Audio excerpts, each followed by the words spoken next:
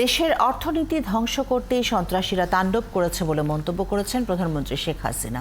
তাই সহিংসতার নামে এত মৃত্যুর ঘটনায় বিচারের ভার দেশবাসীর উপর ছেড়ে দিয়েছেন তিনি। সকালে পঙ্গু হাসপাতালে আহতদের দেখতে গিয়ে তিনি এসব কথা বলেন। এরপর বনানীতে ক্ষতিগ্রস্ত সেতু ভবন, দুর্যোগ ব্যবস্থাপনা অধিদপ্তর এবং এক্সপ্রেসওয়ে টোল প্লাজা দেখে হতবাক হয়ে যান তিনি। শাহনাজ শারমিনের প্রতিবেদন।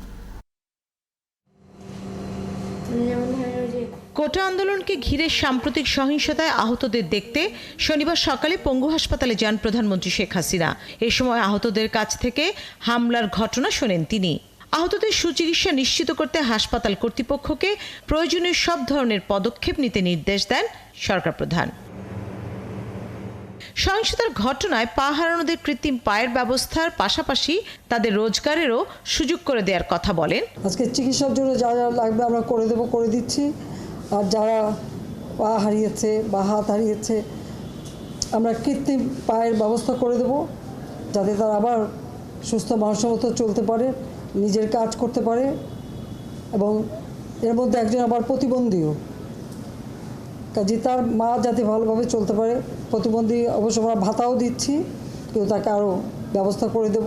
প্রধানমন্ত্রী আরও বলেন, দেশ ও দেশের অর্থনীতিকে পুরোপুরি পঙ্গু করে দেওয়ার উদ্দেশ্যেই এমন সহিংসতা চালানো হয়েছে। এমন ঘটনায় আর কোনো মায়ের বুক যেন খালি না হয় সেই আহ্বানও জানান। মায়ের কোল খালি হোক এটা আমি চাই না, কারণ আমি তো বাবা মা সব হারিয়েছি। আমি তো জানি হারাবার ব্যথা কত কষ্ট, কিন্তু সেই কষ্ট বুকে নিয়েই তো ফিরে আসতে এদেশের মানুষের জন্য। এখানে আমার তো কোনো চাওয়া পাওয়া নেই।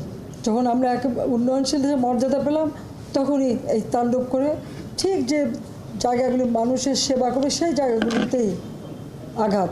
এরপর বনানীতে হামলায় ক্ষতিগ্রস্ত সেতু ভবন ঘুরে দেখেন সরকার প্রধান। শাহনাজ শারমিন, ৭১, ঢাকা।